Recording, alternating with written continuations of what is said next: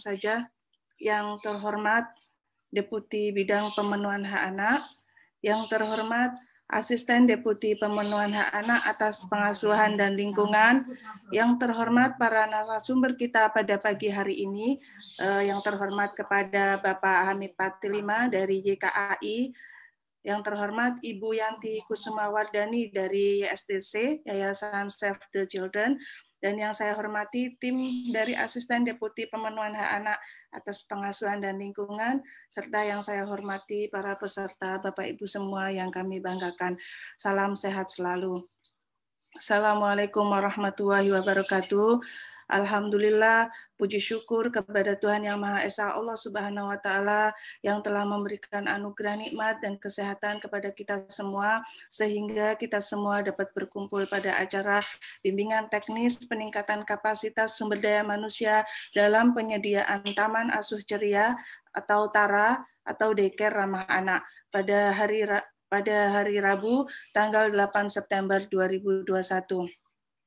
Bapak Ibu yang saya hormati, kebijakan tentang pengembangan Taman Asuh Ceria atau Daycare Ramah Anak ini adalah sebagai wadah bagi orang tua, pengasuh yang bekerja agar tetap dapat memenuhi kebutuhan pengasuhan yang baik untuk anak yang harus melibatkan berbagai pemangku kepentingan, baik pemerintah, dunia usaha, maupun lembaga masyarakat.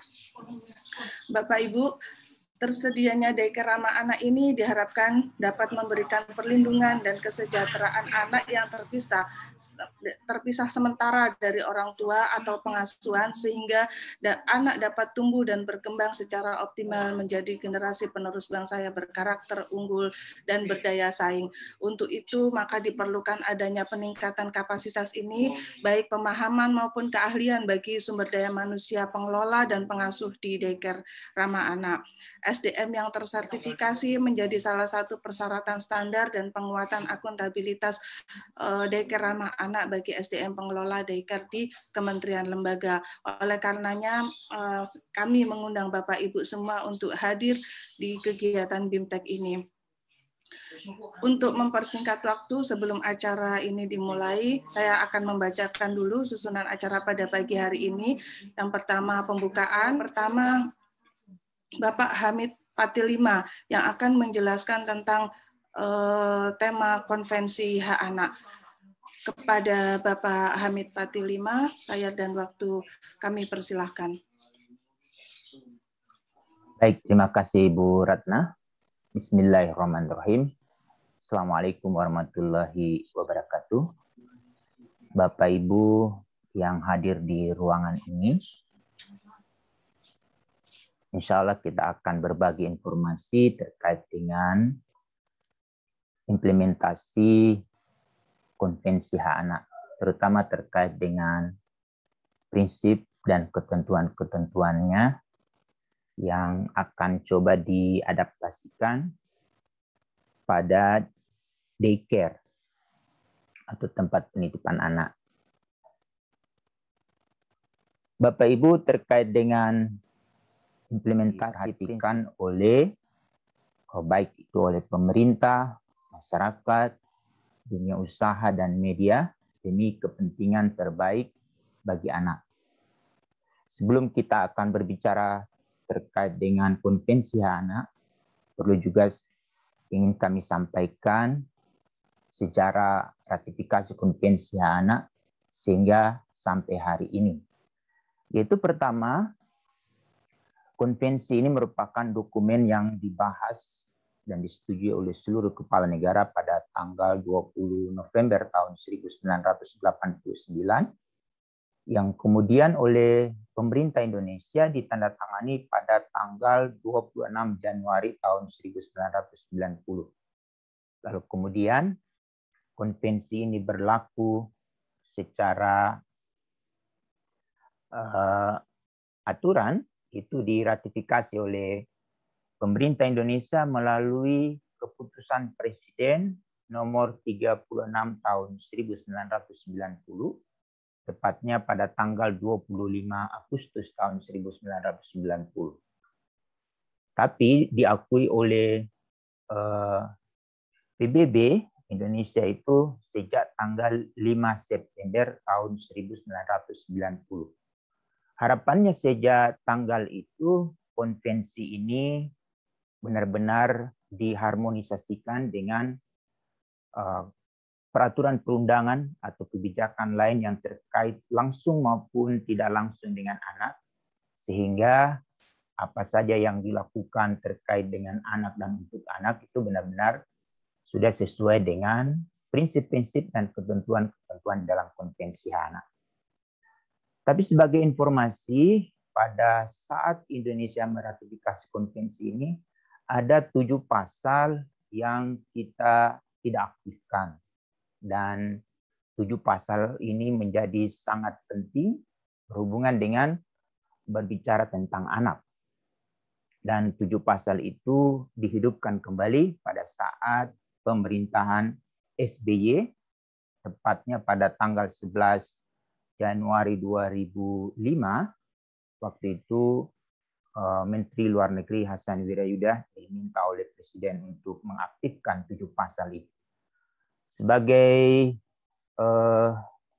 informasi saja, apa saja pasal itu?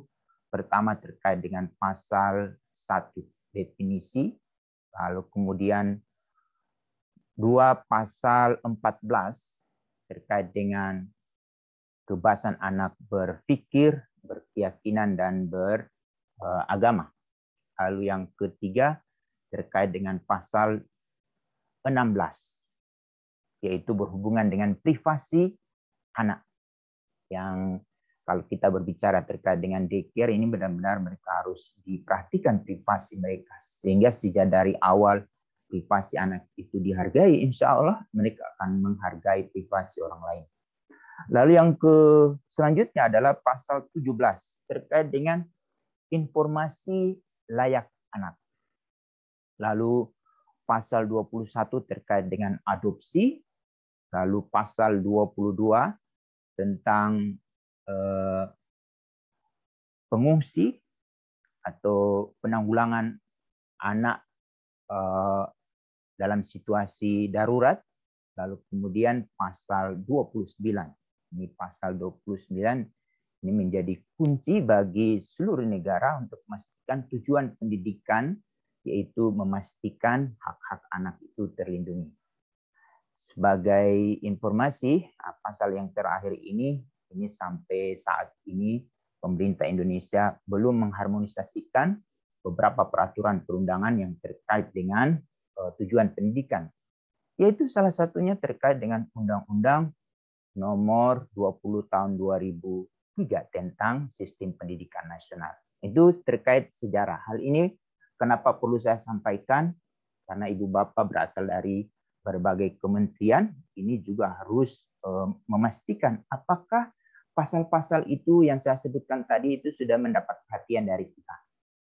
Lalu yang kedua, ini yang menjadi sangat mendorong kita untuk belajar tentang hak anak ini, yaitu sejak tanggal atau tepatnya pada tahun 1999 pada saat masa pemerintahan B.J. Habibie, ada satu undang-undang yang sangat penting yang mengatur tentang hak-hak anak. Ada satu bab, yaitu di Undang-Undang Nomor 39 Tahun 1999 tentang hak asasi manusia.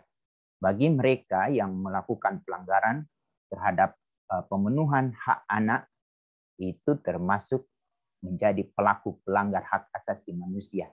Ini penting juga bagi kita untuk mempelajari undang-undang itu. Ada satu bab khusus yang mengatur tentang anak. Lalu kemudian, ini yang sangat menarik untuk kita, yaitu kalau dulu kita belajar tentang Undang-Undang Dasar itu yang diurus oleh negara hanyalah fakir miskin dan anak terlantar. Tetapi sejak tanggal 18 Agustus 2000, itu seluruh anggota MPR bersepakat untuk memasukkan pasal 28B ayat 2, yaitu setiap anak berhak hidup, tumbuh, berkembang, terlindungi dari kekerasan dan diskriminasi.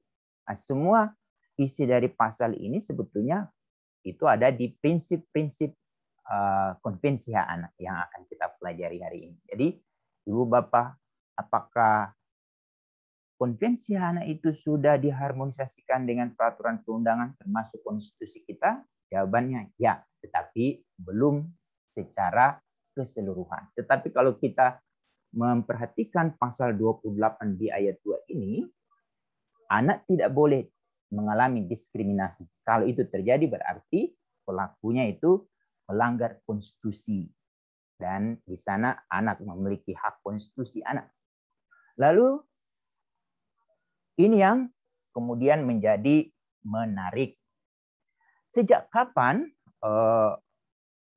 Undang-Undang Dasar tahun 1945 khususnya pasal 28B itu menjadi dioperasionalkan? Itu sejak tanggal 23 Juli tahun 2002, di mana Presiden Megawati Soekarno Putri menandatangani Undang-Undang 23 tahun 2002 yang oleh Presiden SBY melalui Menteri Mutia Hatta dan Ibu Linda Agung Gumelar. Isi dari pasal-pasal yang ada di Undang-Undang 23 2002 ini itu yang kemudian dioperasionalkan menjadi sebuah kebijakan yang saat ini kita kenal dengan kebijakan Kabupaten Kota Layak Anak. Lalu pada masa pemerintahan SBY akan berakhir, beliau bersama DPR menyetujui Undang-Undang 23 tahun 2002 itu perlu diamandemen. Akhirnya ada beberapa pasal penting kalau kita mempelajari undang-undang ini, dan kenapa kita semua hari ini diundang, lalu kemudian oleh Ibu Ratna tadi menekankan terkait dengan daycare, itu karena diatur di pasal 21, yaitu memastikan pemerintah daerah wajib dan bertanggung jawab melaksanakan program nasional di bidang perlindungan anak. Siapa saja yang mengembangkan program nasional di bidang perlindungan anak, yaitu ada kementerian yang mengkoordinasikan dan ada kementerian teknis. Ini yang kemudian Ibu Bapak, kebijakan Kabupaten Kota Layak Anak yang merupakan transformasi Konvensi Hak Anak dari bahasa hukum ke dalam kebijakan dan program, ini yang dikuatkan melalui pasal 21 yang oleh Presiden Jokowi ini diterbitkanlah satu Perpres, yaitu Perpres nomor 25 tahun 2021 tentang kebijakan Kabupaten Kota Layak Anak. Untuk itu Ibu Bapak yang hadir hari ini, Perpres ini menjadi penting juga untuk kita jadikan acuan. Lalu yang kemudian pasal 22 Undang-Undang 35 tahun 2014 itu, yaitu syarat sebuah kabupaten kota layak anak itu ditunjukkan dengan adanya Sapras dan SDM. Sapras seperti apa? Salah satunya Sapras daycare. Dan orang yang ada di daycare itu harus benar-benar juga dia sudah paham tentang anak. Nah, hari ini bimbingan teknis ini didasarkan pada pasal 22. Lalu kemudian sebuah kabupaten kota layak anak itu sangat ditentukan dengan pelibatan forum anak. Ibu Bapak, forum anak itu bukan hanya yang dibimbing oleh Kementerian Pemberdayaan Perempuan dan Perlindungan Anak, terus yang berurusan dengan forum anak hanya kementerian itu, tidak. Tetapi Ibu Bapak, setiap kementerian atau dinas-dinas yang ada di kabupaten kota itu program-programnya dapat disebut sebagai program yang layak anak. Itu syaratnya adalah menjadikan anak sebagai mitra diskusi pada saat sebelum menyusun sebuah kebijakan atau program, lalu pada saat pelaksanaan program, dan pada saat pemantauan dan evaluasi, anak itu sudah mulai diikut sertakan untuk dimintai pandangannya. Sehingga apa yang kita sebut sebagai program yang sudah ramah anak itu benar-benar terukur. Siapa yang dapat mengukurnya? Hanya mereka yang disebut anak. Nah, itu yang mulai Ibu Bapak ketahui pasal 24 itu untuk memastikan ada jaminan suara anak itu didengar sesuai dengan usia dan kematangannya. Sejak kapan? Sejak anak lahir itu dia sudah dapat bersuara. Lalu yang terakhir ada di pasal 72, yaitu pemerintah itu tidak dapat berbuat apa-apa apabila hanya sendiri saja. Untuk itu peran serta masyarakat menjadi penting, yaitu masyarakat, orang per orang dan lembaga, lalu kemudian dunia usaha dan media. Ini Ibu Bapak sejarah dari konvensi hak anak ini yang kemudian sampai hari ini sudah terimplementasi. Tapi ada satu poin yang sangat membuat Presiden Jokowi waktu itu, beliau sangat sedih melihat ada anak yang mengalami kekerasan.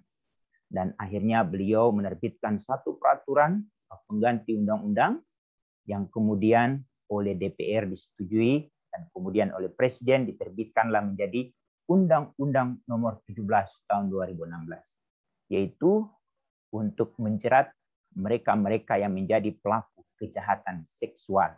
Yang hari ini ada cerita yang kita dengar dan ada semacam pemboikotan, itu menjadi poin penting. Dan itu sudah diatur dan oleh Presiden, beliau menerbitkan peraturan pemerintah tahun nomor 70 tahun 2020, itu menjadi sangat penting untuk kita ketahui semua.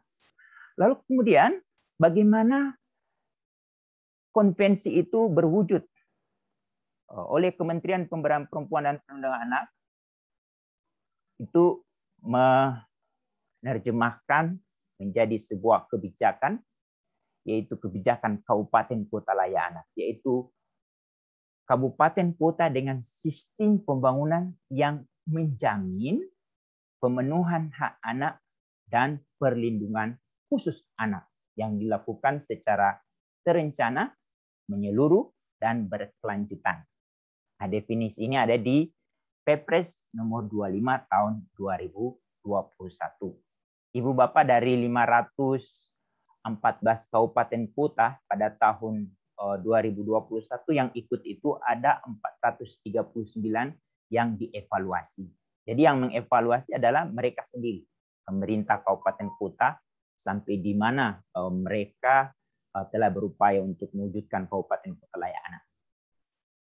Akhirnya kemudian oleh Kementerian Pemberdayaan Perempuan, hasil evaluasi mandiri dari kabupaten kota lalu kemudian diverifikasi, lalu pada tanggal 23 Juli tahun 2021 diumumkan, atau upacaranya itu pada tanggal 29 Juli, diumumkan ada 275 kabupaten kota yang mendapat kategori.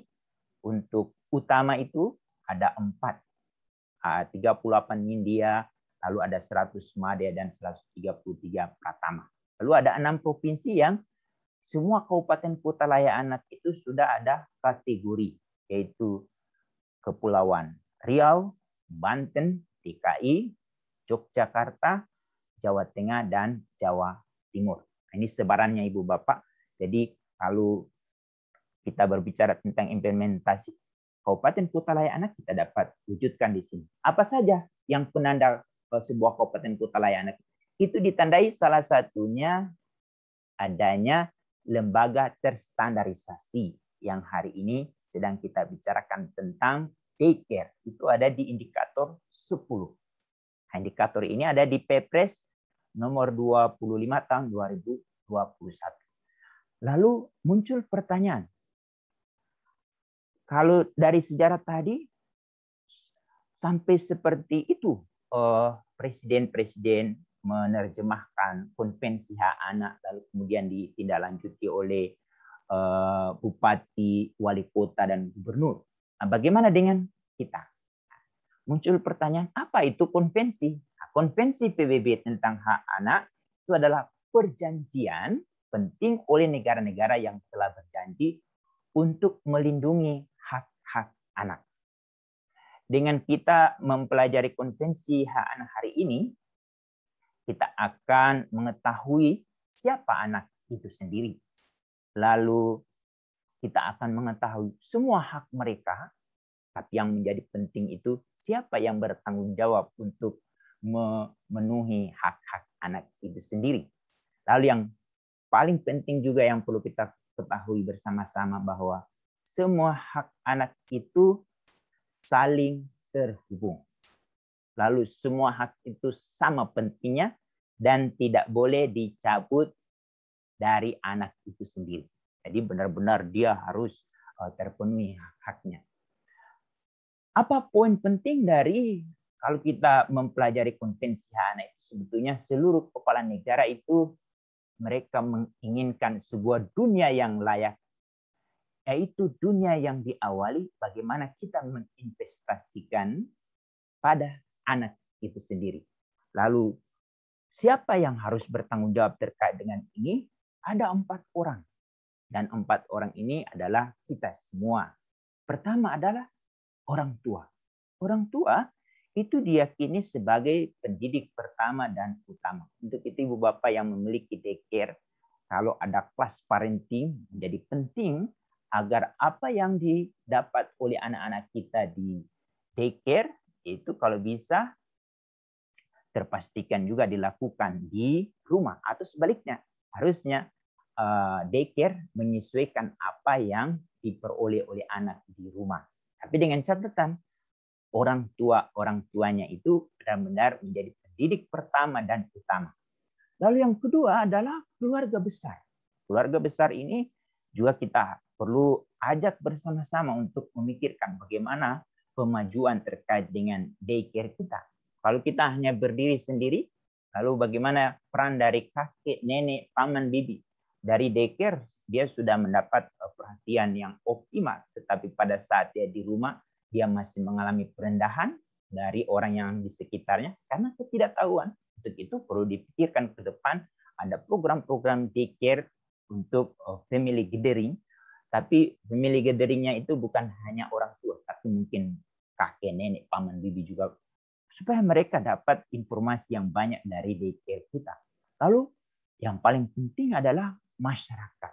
Masyarakat ini adalah tempat di mana anak mempraktikkan apa yang dia peroleh dari ayah, dari ibu, atau dari rumah, dan dari daycare, itu yang kemudian diuji cobakan di masyarakat. Nah, bagaimana kalau masyarakat tidak memiliki penghargaan terhadap anak-anak?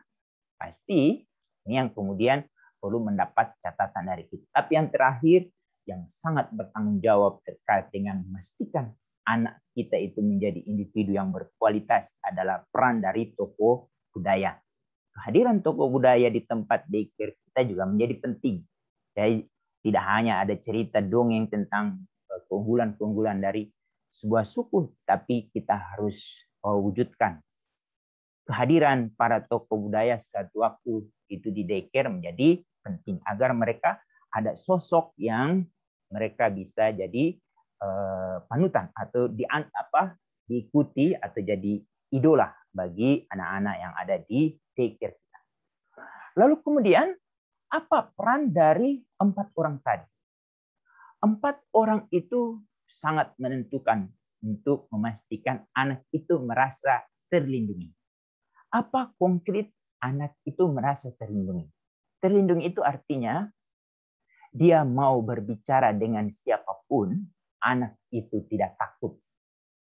Tetapi dengan kesopanan yang tinggi, karena atas bimbingan dari kita, anak-anak benar-benar tidak mengkhawatirkan kita, karena dia sudah dibimbing. Lalu merasa terlindungi itu artinya dia mau kemana saja. Setiap orang yang ada di sekitar anak itu menjadi CCTV atau menjadi orang yang merasa bahwa anak yang ada di depan dia adalah anak dia sendiri. Itu terjemahan dari melindungi. Bukan melindungi itu seperti seorang ibu menggunakan payung lalu melindungi hujan. Bukan seperti itu. Yang perlu kita perhatikan bahwa anak bebas, anak mau melakukan kemana-mana itu dia merasa aman, nyaman, dan dia tidak khawatir karena orang di sekitar dia sangat dia percaya akan melindungi dia. Kapan itu terjadi? Kalau bukan kita mulai dari sekarang. Itu yang pertama. Yang kedua adalah to respect, menghormati. Ibu bapak, awal dari sebuah kejahatan atau awal dari sebuah perbuatan buruk itu karena diawali dari perendahan. Untuk itu Ibu Bapak, pada saat kita mengembangkan daycare kita, jangan sampai mengeluarkan kata-kata atau gerakan tubuh kita saja itu membuat anak merasa tersisihkan. Itu sudah berarti kita sudah membuat dia merasa terdiskriminasi. Berarti dia sudah merasa terendahkan. Mereka-mereka yang merasa terendahkan itu biasanya akan mencari keseimbangan diri. Kalau dia tidak mendapatkan bimbingan yang positif, akhirnya yang akan keluar adalah ekspresi negatif. Yang itu yang kemudian ingin menunjukkan pada diri orang lain bahwa dia adalah orang yang perlu dihargai. Karena awalnya dia tidak merasa dihargai oleh orang lain. Untuk itu Ibu Bapak, di daycare yang akan kita kelola itu benar-benar kita harus memastikan bagaimana sejak anak itu masuk dan dia kembali ke rumahnya, dia diterima sebagai seorang manusia, lalu kemudian di daycare-nya dia dianggap sebagai manusia, dan pada saat dia kembali ke rumahnya menjadi seorang manusia. Bukan selain dari itu. Kalau selain dari itu berarti ada masalah. Itu yang kemudian harus kita pastikan, to respect. Tapi yang terakhir ini adalah bagaimana kita memenuhi hak-hak anak. Yang ketiga ini yang kemudian kita akan dalami secara dalam di dalam beberapa waktu ke depan, yang oleh Komite Hak Anak PBB, kalau kita mau belajar terkait dengan konvensi anak itu, kita dimudahkan dibagi menjadi 8 klaster. Klaster 1, 2, 3 ini oleh Kementerian Pemberdayaan Perempuan, ini yang kemudian disatukan di KLA itu menjadi kelembagaan. Lalu kemudian yang klaster 4, 5, 6, 7, 8 ini itu oleh Kementerian Pemberdayaan Perempuan, itu kemudian disebut menjadi klaster 1 atau klaster hak sipil. Tadi kita lihat ada indikator KLA, lalu ada klaster lingkungan keluarga dan pengasuhan. Yang di dalamnya itu sekarang yang sedang kita pelajari tentang daycare. Apa yang harus kita lakukan setelah kita mengetahui bahwa begitu pentingnya konvensi hak anak? Konvensi hak anak itu hanyalah kumpulan dari pasal-pasal yang kalau kita biarkan begitu saja, dia tidak akan menjadi nyata. Tetapi bagaimana konvensi anak ini menjadi nyata dan dirasakan oleh anak, yaitu adalah kita memastikan di daycare kita benar-benar harus mengembangkan sebuah kebijakan lalu program-program yang memastikan hak-hak anak itu terpenuhi. Apa saja hak anak itu yang harus kita jadikan nyata, itu yang nanti kemudian kita akan bahas pada saat yang akan datang. Itu yang pertama. Yang kedua adalah bagaimana kita memastikan bahwa setiap orang yang bekerja dengan dan untuk anak, itu dia terinformasikan mengenai konvensi hak anak ini. Konvensi hak anak ini dia benar-benar mengatur tentang prinsip-prinsip dan ketentuan hak anak. Untuk itu siapa saja yang perlu kita latih setelah kita ada bimbingan teknis ini, supaya waktu ke depan informasi yang kita peroleh hari ini tidak hanya cukup untuk diri kita sendiri, tetapi untuk kemaslahatan kita semua. Pertama adalah kita memastikan setiap orang yang ada di daycare, baik dari satpamnya sampai bagian dapur, itu kita latih. Kita pastikan mereka mengetahui apa itu prinsip-prinsip dan ketentuan-ketentuan dalam konvensi anak. Itu yang pertama. Yang kedua, mereka yang menjadi perencana program. Kita harus informasikan bahwa untuk membangun daycare ini benar-benar harus ada investasi dari negara untuk kompensasi bagi anak yang 8 jam diambil waktunya oleh negara karena ayah ibunya itu bekerja untuk negara.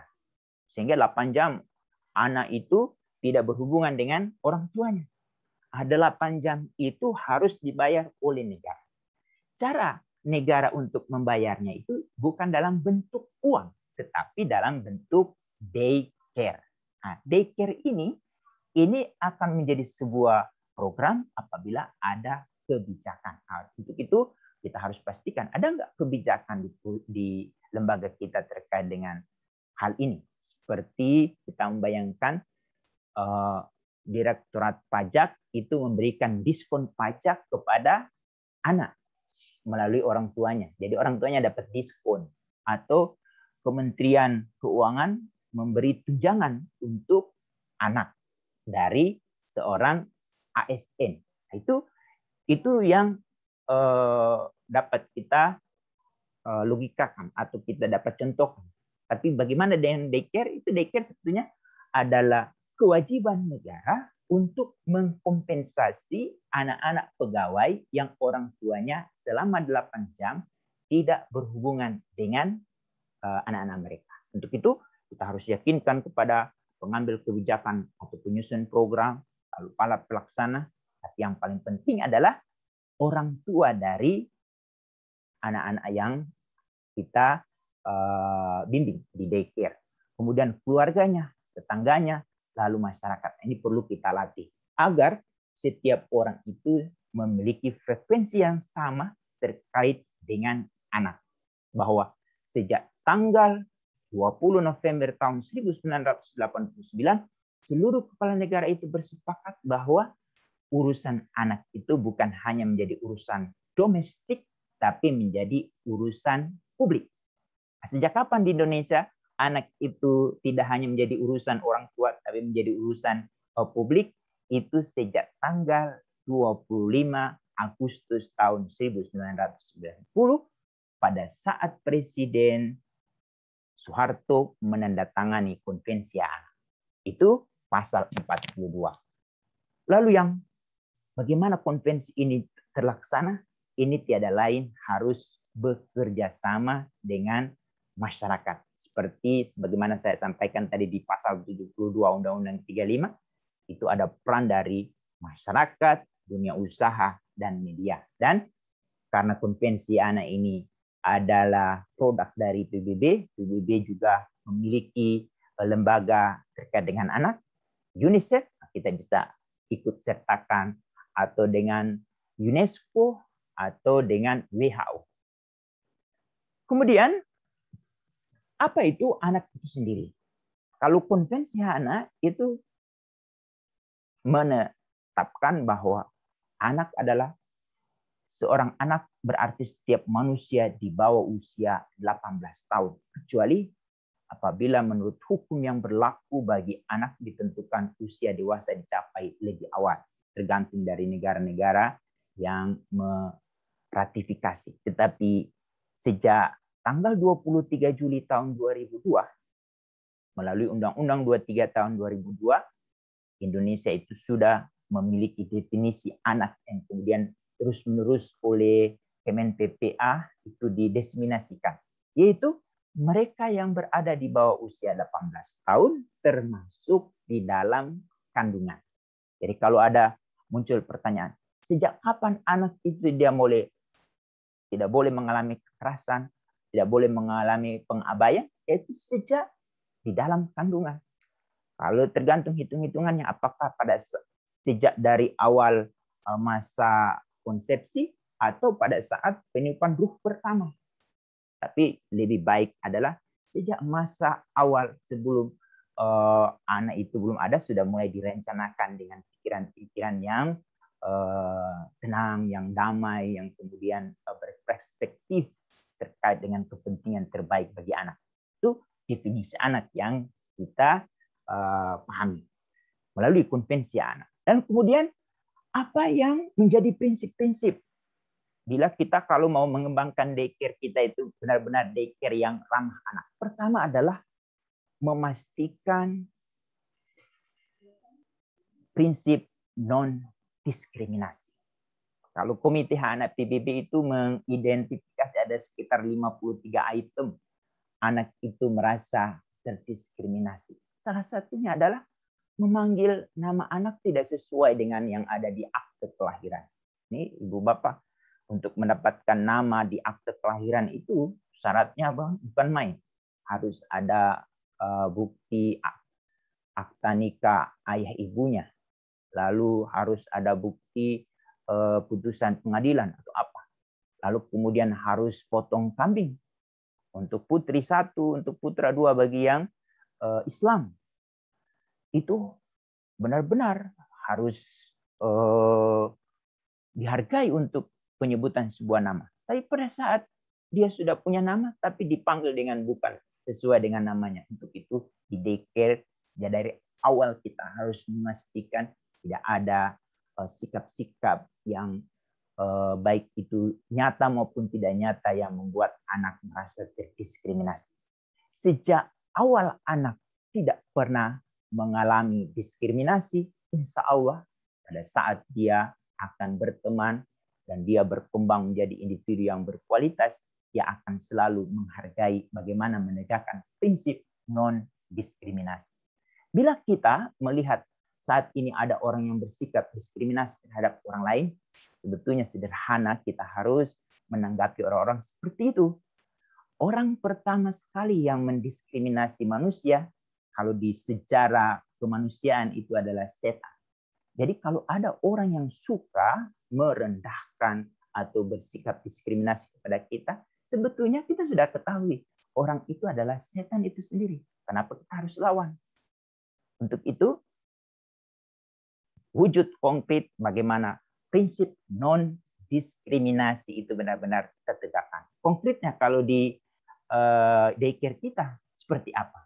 Dari tempat parkir, toilet, atau tempat di mana ada orang-orang yang disabilitas itu harus terakses, itu difasilitasi. Itu wujud yang bisa kita lihat. Bukan hanya bicara, tapi kita harus wujudkan itu prinsip ini di dalam kebijakan atau program. Itu pertama. Yang kedua adalah kepentingan terbaik bagi anak.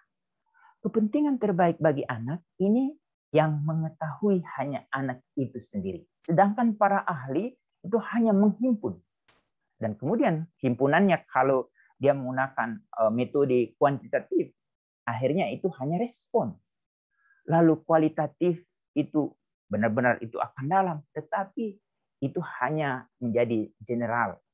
Tetapi yang paling tahu tentang diri anak itu sendiri hanya anak itu sendiri. Nah, bagaimana caranya? Sejak dari awal anak itu didengar pandangannya, dia dihargai, dia dijadikan merasa aman, nyaman untuk diikut sertakan. Untuk itu setiap apa yang kita gagas di daycare harus terpastikan ada kepentingan terbaik bagi anak. Lalu yang ketiga, memastikan kelangsungan hidup. Kelangsungan hidup ini poinnya sangat penting, yaitu untuk memastikan anak itu adalah manusia yang memiliki harkat dan martabat. Untuk itu dia harus dihargai. Melotot saja tidak boleh. Berkata saja tidak boleh. Kenapa? Karena dua perbuatan tadi itu adalah sikap merendahkan anak itu sendiri. Kalau dia sudah merasa terendahkan, berarti kemanusiaan anak itu sudah hilang. Untuk itu bagaimana kita harus mengembalikan kemanusiaan anak itu sendiri? Tiada lain orang yang merendahkan anak itu sendiri harus meminta maaf. Nah, ini menjadi poin karena anak dia memiliki hak untuk tidak dibuat semena-mena. Dia ciptaan Tuhan. Lalu yang kedua, dia harus tumbuh untuk memastikan makanan atau pakaian yang dia pakai atau pelindung yang dia tempati itu benar-benar halal dan thayyib. Lalu terakhir dia harus terpastikan berkembang setiap detik, setiap menit, setiap jam. Informasi yang masuk di telinga anak itu hanyalah hal-hal yang positif. Tapi bagaimana kehidupan sekarang banyak perilaku yang negatif yang bisa anak akses. Tinggal kita pastikan bahwa ada 3 informasi yang tidak boleh kamu akses. Tapi toh kalau kamu terakses, tidak boleh itu terekspresi melalui perbuatan. Apa itu? Pertama, kegiatan kekerasan. Kedua, informasi terkait dengan pornografi. Ketiga, dan intoleransi. Kalau 3 hal ini sudah kita tancapkan pada diri anak, itu hanyalah menjadi pengingat dan itu tidak boleh terekspresi pada diri dia, insya Allah dia akan menyadari hal itu dan tidak akan berbuat. Karena dia merasa menjadi individu yang selalu mendapatkan hal-hal yang positif. Lalu yang terakhir, prinsip mendengarkan pandangan anak. Ibu bapak mendengarkan pandangan anak ini bukan hanya merupakan kesepakatan dunia internasional. Tapi sebetulnya kalau kita mau mendalami, ada nggak aturan Tuhan yang menjadi rujukan bagi kita untuk memastikan mendengarkan suara anak ini menjadi penting. Itu ada di surat As-Saffat ayat 102, di mana ada dialog antara Nabi Ibrahim dan Nabi Ismail yang meminta anaknya untuk disembelih. Ibu bapak, anak mau disembelih oleh ayahnya, itu ayahnya di redaksi ayat itu meminta anak untuk berpikir dan kemudian berpendapat. Nah, bagaimana dengan kita? Kita mengembangkan daycare. Apakah kita sudah memastikan untuk bertanya kepada anak?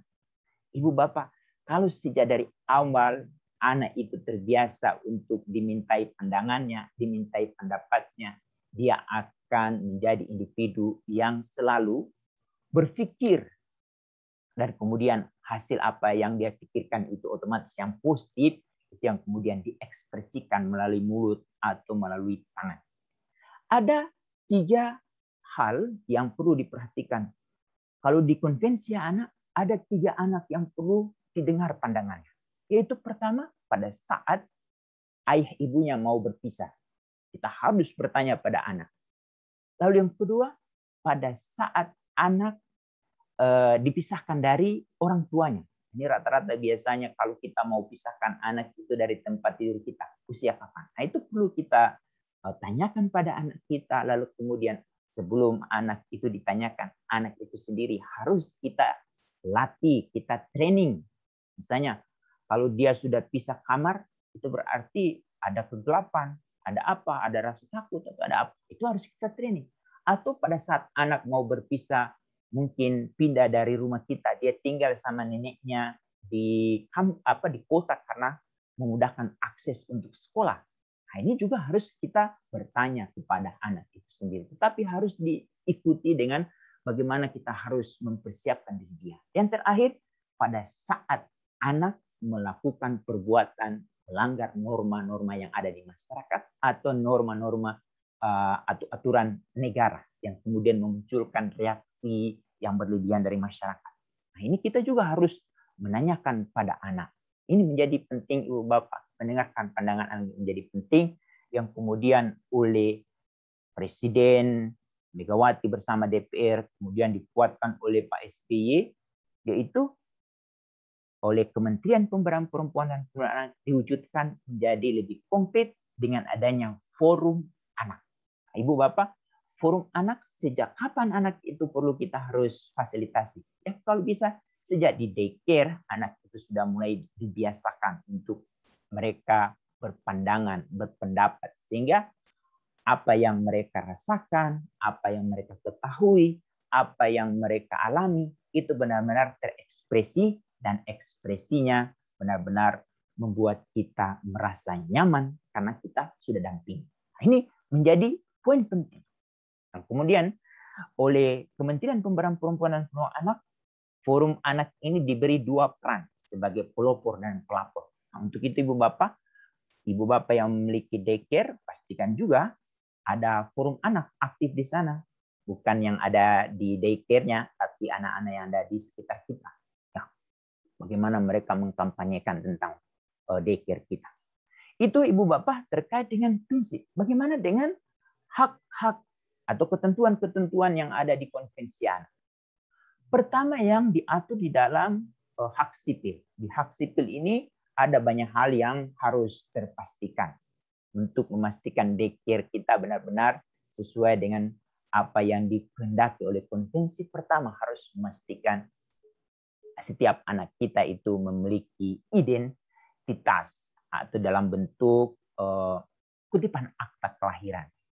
Lalu yang paling penting juga sekarang yang kita dorong melalui daycare itu ada portofolio dari anak. Yang kemudian portofolio ini akan dibawa pada saat anak melanjutkan jenjang lebih lanjut lagi. Misalnya dia akan masuk ke pendidikan atau pengembangan anak usia dini atau oleh Kemendikbud pendidikan anak usia dini, dia lanjut lalu ke SD. Tapi tidak cukup hanya portofolio anak itu sendiri. Tetapi yang paling optimal itu adanya informasi terkait dengan orang tuanya. Kalau bisa detail di portofolio, karena ini menjadi sangat penting bagi mereka yang mendampingi anak-anak kita mengetahui tentang diri anak itu sendiri. Siapa yang mendampingi selama ini? Yang pertama. Yang kedua, harus mulai dipastikan anak itu merasa menjadi bagian dari daycare. Untuk itu dia harus mulai dilatih bahwa harus menjaga hal-hal yang ada di daycare. Ini yang akan terbiasa seperti kita di rumah. Nah, jaga nama baik ayah ibu. Begitu juga sebaliknya. Kalau ini sejak dibiasakan sejak dari usia dini, insya Allah anak tidak akan protes apa-apa harus jaga nama baik ibu. Nah, ini dia akan terbiasa. Ibu bapak, anak itu ada dua. Kalau dia berkualitas, itu semua orang akan mengaku. Tetapi pada saat dia tidak berkualitas, tidak ada yang mengaku bahwa itu adalah anaknya. Nah, bagaimana kita memastikan dua kondisi itu sama-sama dirasakan oleh anak-anak? Untuk itu sejak dari awal, kalau anak itu merasa dia dikuatkan tentang pentingnya menjaga identitas di sini ibu bapak, kalau di daycare kan hanya sebatas ayah ibunya dan daycare-nya, tapi kalau dia sudah semakin besar, itu akan menjaga identitas sekolah sampai bagaimana dia memastikan menjaga identitas Indonesia pada saat dia tampil di luar negeri. Baik itu di Olimpiade atau di mana. Itu kita sedang memperlihatkan identitas bangsa kita. Nah, sejak awal ini harus kita pastikan. Lalu yang kedua, bagaimana kita memastikan anak itu dia bebas berekspresi. Bebas menyampaikan hal-hal yang apa dia ketahui, apa yang dia rasakan, dan apa yang dia alami. Tetapi, ibu bapak, sejak dari awal kita harus memastikan ekspresi anak itu ada batasnya. Batasnya, kalau ada orang yang merasa tersinggung, ada orang yang merasa resah, ada orang yang merasa mungkin tidak merasa nyaman, itu berarti ekspresi yang ditampilkan oleh anak itu berarti bermasalah. Nah, siapa yang harus memastikan ekspresi itu bermasalah atau tidak? Itu hanyalah orang yang ada di sekitar anak itu sendiri. Kalau kita mengetahui terkait dengan itu, sejak dari usia dinilah setiap orang termasuk yang ada di daycare untuk memastikan bagaimana anak itu harus menyadarinya. Kalau di negara ini, bagi mereka yang mengekspresikan hal-hal yang tidak sesuai, otomatis sudah ada undang-undang ITE. Sudah jelas, ada KUHP-nya juga. Untuk itu bagaimana anak harus dia disadarkan bahwa kamu nak bebas berekspresi, tetapi kebebasan berekspresimu itu melalui mulut dan tanganmu, jangan sampai menyakiti orang lain. Jadi poin penting. Lalu yang keempat, anak ini dia harus mulai terbiasa untuk berpikiran positif. Berpikiran, bebas berpikir. Tapi berpikir di sini tergantung dari input yang dia dapat. Kalau semua hal-hal yang positif yang dia akan peroleh, misalnya dia akan hanya selalu memikirkan hal-hal yang positif, baik untuk dirinya maupun untuk orang lain. Kalau dia sudah berpikiran positif, lalu melakukan hal-hal yang positif, itu bukan hanya dirinya yang diuntungkan, tetapi juga yang ada di sekitarnya. Sejak dari awal, anak harus mulai dipastikan. Lalu yang kedua, bagaimana harus memastikan anak itu bebas berhati nurani. Kita beruntung memiliki negeri, para pendiri bangsa sudah menyepakati Pancasila sebagai ideologi negara. Dan harapannya ideologi ini tidak hanya dilafalkan atau dihafalkan, tapi bagaimana dikonkretkan dari sila 1 sampai sila kelima.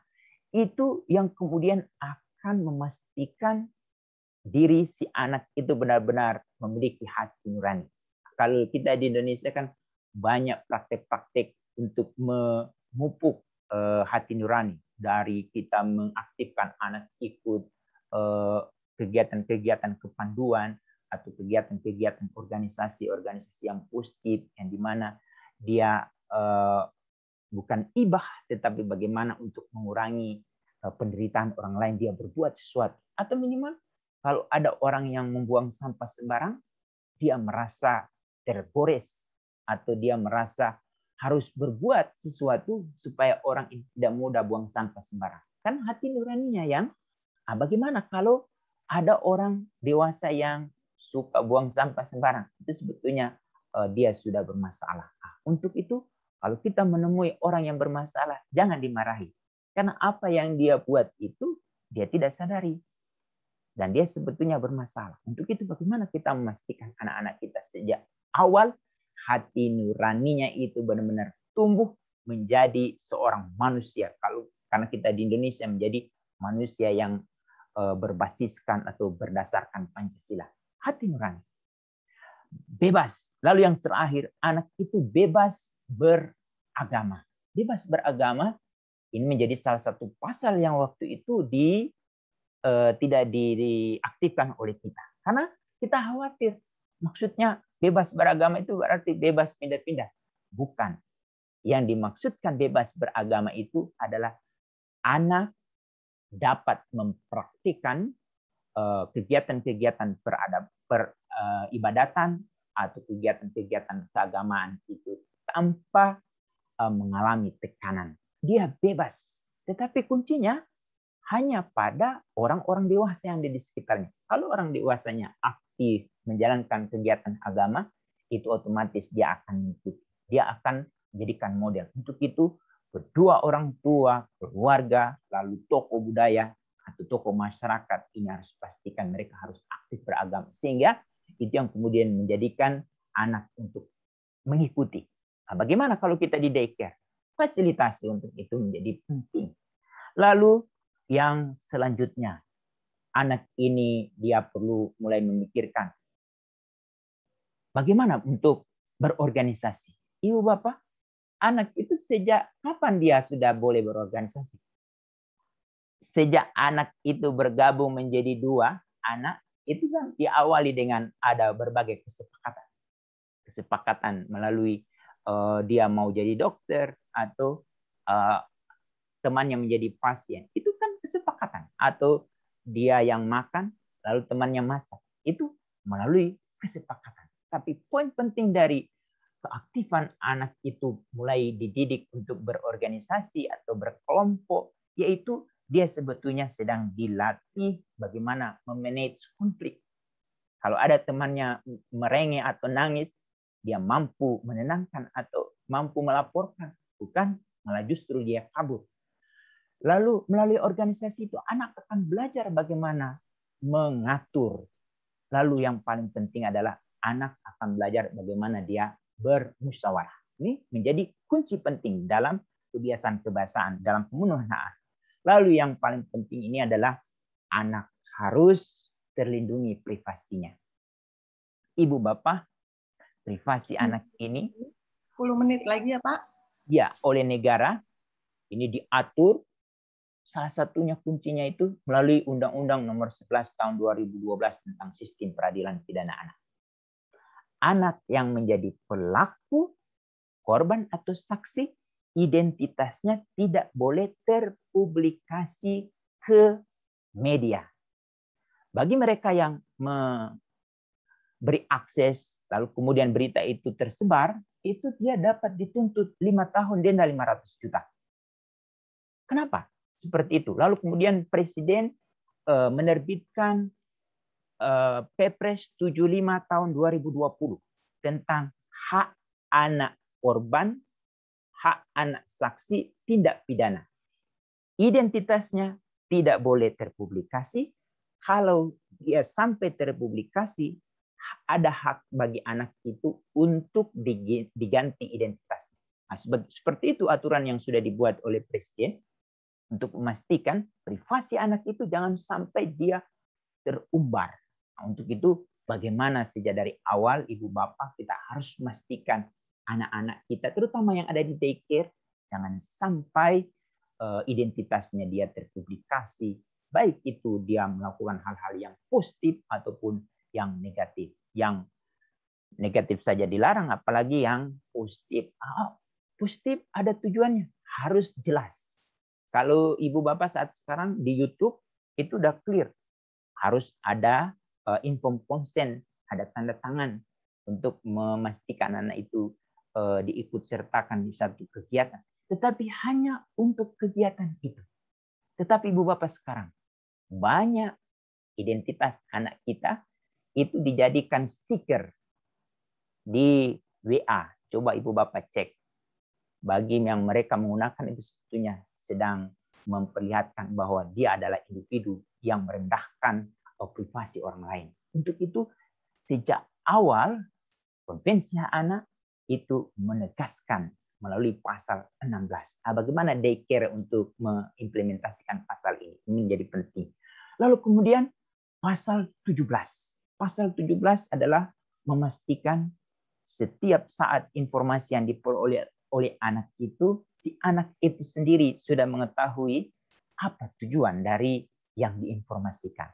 Untuk itu, sejak awal di daycare, ini kehati-hatian kita untuk memfilter informasi-informasi yang masuk ke anak-anak kita, itu kita harus tahu latar belakang dari program itu dia buat.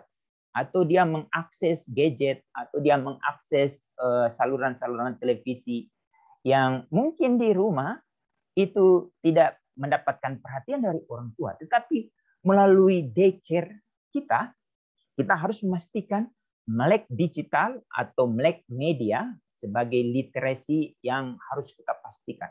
Bahwa orang yang membuat program itu dia punya maksud untuk bisnis atau untuk kemanusiaan.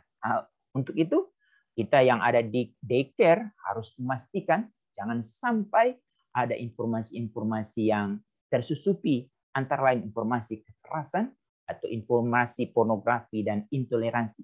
Intoleransi memang sangat sulit untuk dibedakan. Apalagi kalau kita sudah memasukkan filter agama atau filter ras atau apa.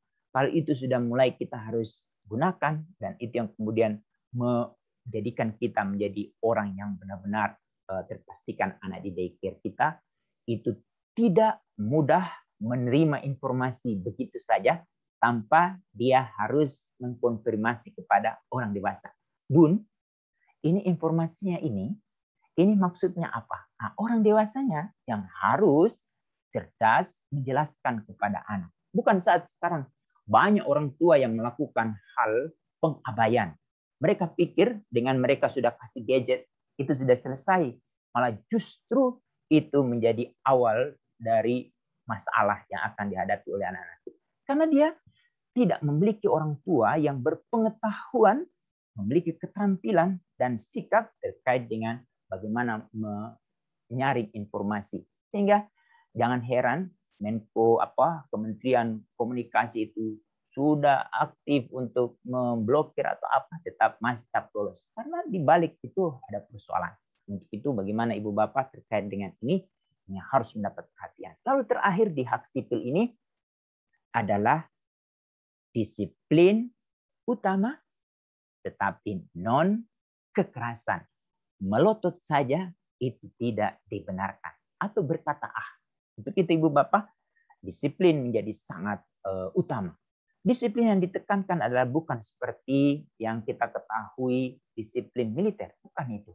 Tapi disiplin yang penuh pengetahuan, penuh keterampilan, dan penuh sikap yang selalu menjunjung harkat dan martabat si anak sendiri.